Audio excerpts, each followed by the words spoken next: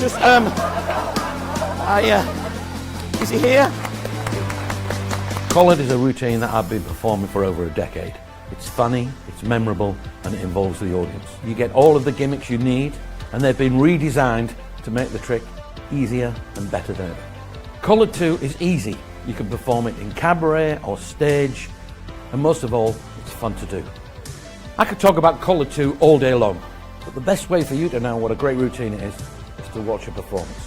Have a look at this. Oh! Thank you. Thank you very much.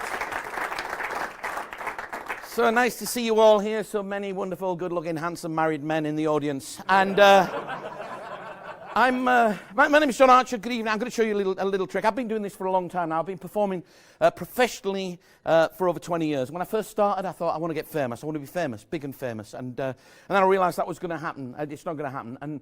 And as I realized it wasn't going to happen, I also realized that it didn't matter. Because I don't really do it for fame. I've noticed that now. I do it for this. Indifference.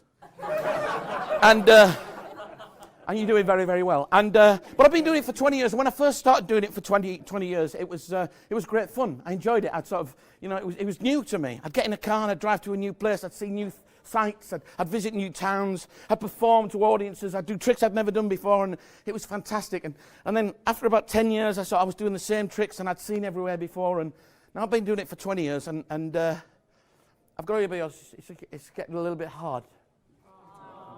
Thank you. That's very L&L. And no, it is. You can cut that out. But no, it's got very, very difficult for me. It's not so much the travelling. It's not the gigs. I still enjoy all of that. To be honest, it's the loneliness. You've done it once. Don't do it again. And no, it's the loneliness. It's just travelling on my own. I mean, it sounds like a great job, but the truth is that, we're only on stage for a little bit, and the rest of the time, we're in a car, and I'm driving sometimes for 4-5 hours to get to a gig, 4 or 5 hours home, and I thought, I've got to do something about this. I've got to talk about it. So I went, a couple of days ago, I went into my wife's bedroom, which is coincidentally right next to mine, and it's handy, and I went in and I said, look, we need to talk. She said, it's not Thursday. I said, I know, but we need to have a little chat. We need to discuss something. I've got a problem. She said, what's your problem? I said, I've got a problem with work. She said, what? I said, I'm starting to get a little bit lonely. She said, what do you mean lonely? She said, well, I'm in my car all on my own. She said, well, why don't you get yourself a little travelling companion? I thought, that's a good idea. I've got a girl in mind. She said, no. That's not what I mean. She said, get somebody to keep you company when you're travelling, like a little pet. I said, what do you mean? She said, get yourself a goldfish. Get yourself a little goldfish, put it in a bowl on the dashboard, and you can chat to it. I said, well, that's a good idea, but every time I go around a corner, there'll be water everywhere. She said, you're right, that's not one of my best ideas. Now, I didn't like to tell her that it actually was one of her best ideas. So, I said, that won't work. She said, you're right, get yourself a little dog, a little chihuahua, a little puppy, keep it in the glove compartment. And I said, that won't work, it'll die. I'll have to leave it, the heat, I have to leave windows open, it's insecure. She said, why don't you get a pretend pet, a little surrogate pet, something that you can pretend is real, and it'll be a companion, like those little Tamagotchis that kids used to keep in the pocket and feed and things. I thought that's a good idea. So yesterday, I went to Toys R Us, and I bought this little fella. I know, I say fella, I mean, to be honest, with stuffed toys, it's always difficult to tell, you know what I mean? They might just be saving on fur, I don't know, but And he's a happy little soul, as you can see. He's probably a mentalist. And I thought, wouldn't it be nice if he became part of a bigger family? So that when I'm traveling with him, I don't just think of him. I think of you and you and you and you. So what I've done is I've got this little idea in my head that what we could do is come up with a name for him.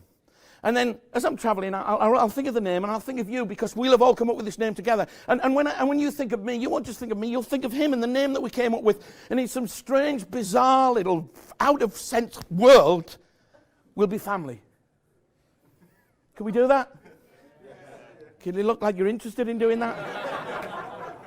So what I've done, I thought we'd do it properly. I've got some birth certificates here, right? I made them up myself. It's just all pretend. This is just nonsense. You don't have to have reasons for doing every magic trick. And it's from the Virtual Pet Society, you see. And I thought what we'll do is we'll come up with a little name for the dog here, and then we'll get somebody up to name the dog, and we'll have like a proper little ceremony, so it feels right. Now remember it. But do you mind just sort of patronising me with that for a little bit? Is that all right? So I'll tell you what we'll do. We'll, in true mentalism style, I'll throw one of these birth certificates over my shoulder, right? And whoever catches it, you're going to give me a letter, all right? And then you throw it to somebody else, and they give me another letter, and slowly a name evolves or is created, depending on your theology. I don't mind which. Let's not argue, but it's important that you sort of obey the rules of the English language to a certain extent. So obviously if somebody gives me a P, I don't want the next person giving me a P, otherwise he ends up with a stutter. It's not a great start in life. So and also, now and again we might need a few vowels to make it work, but you can choose any word I like. So we'll start somebody over here. Somebody catch. Somebody, excellent. What's your name, sir? Matt, excellent. Matt, you're going to give me the first letter of this little fella's name. First letter. Now, what do you want the first letter to be? It can be anything at all. D. D. Excellent. That's good, because that's Trump out of the way. We're not going to end up with that dog. Okay. D. Excellent. D. Would you throw it to somebody else behind you or over there? It's entirely up to you. Dear me, slightly aggressive. Wonderful. Caught in the cleavage, madam. Well done. That's a skill that's not used enough, to be honest. I do it myself at parties. But what's your name? Lorna. Wonderful. Lorna, can you give me the second letter? We've got a D. We need a second letter for the little fella's name. What's the second letter going to be? A. A. Okay, that's good. It's a little bit ordinary at the moment. D-A. Okay, D-A. Wonderful. Would you throw it to somebody else? Anybody all that way or this way? Oh, we're sort of going across the room. Wonderful. In the gap. Nobody wants it. Wonderful. What's your name? Mark. Mark, excellent. Mark, what's the third letter of this fella's name? It's going to end up being Danny, isn't it? All right. All right. We've got to try and be creative. I don't want an ordinary name. I want an interesting name, like, Fifi Trixie Bell or something like that. No, but don't worry, it wasn't your fault, Mark. Throw it to somebody else. That way or that way? Excellent. Wonderful. What's your name? Harry. Harry. Oh, parents should have used this method for you, to be honest. You'd have had a slightly more exciting name, wouldn't you, Harry? So, Harry, we've got D-A-N. What do you want the fourth letter to be? Be creative. What do you want the fourth letter of the name to be? Dana. D-A-N. Yeah, right. Thanks, Harry. Very helpful. You wanted to throw somebody else that looks slightly more sensible than you, if you can find somebody? Excellent. Wonderful. That would have been a great catch there, wouldn't it, if you just held on to it. Oh, you're doing that little thing now. You don't know who it is. What's your name? Balash. Balash. Oh, your parents did use this system. That's good.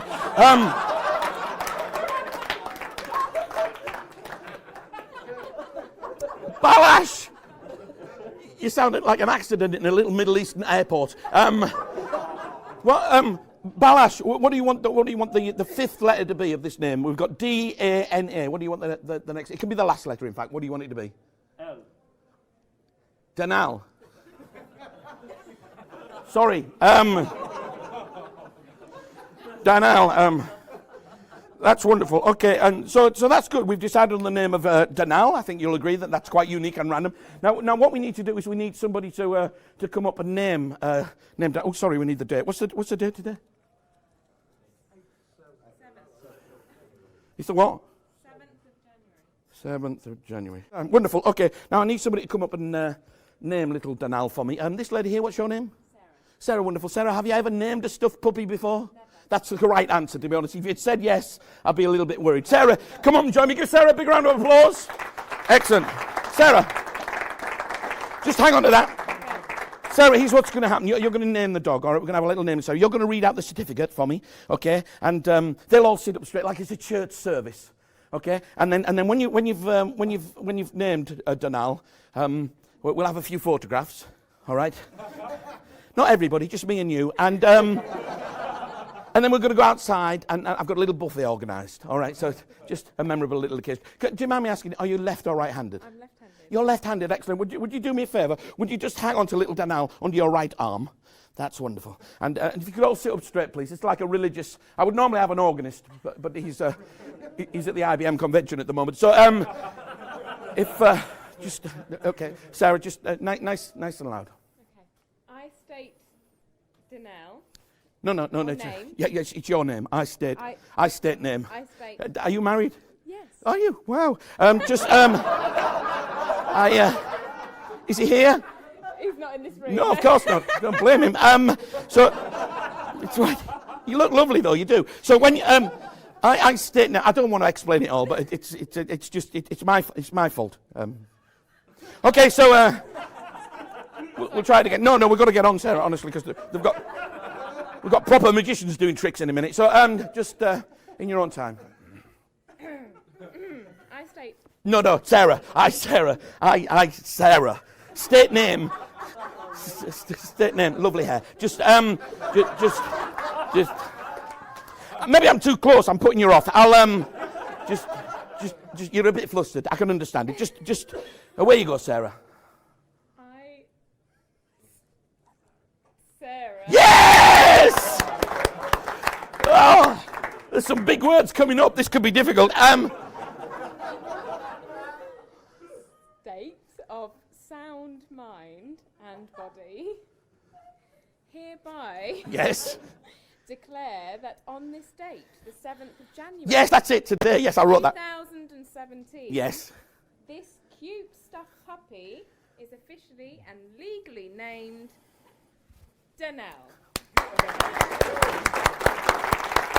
Thank you.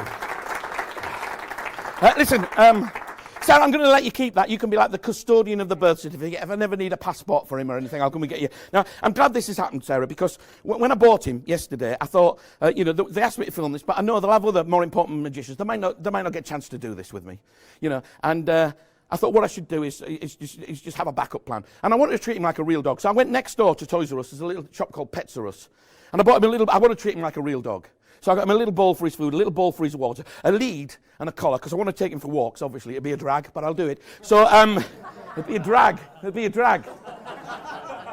And I bought all that stuff. And when you bought a lead and collar, you'll never believe this, Sarah. When you bought a lead and collar, try and look excited. When you bought a lead and collar, you got a free name tag with free engraving. And I thought, what happens if we don't get a chance to do this tonight and he won't have a name? So I just got a random name inscribed upon that collar.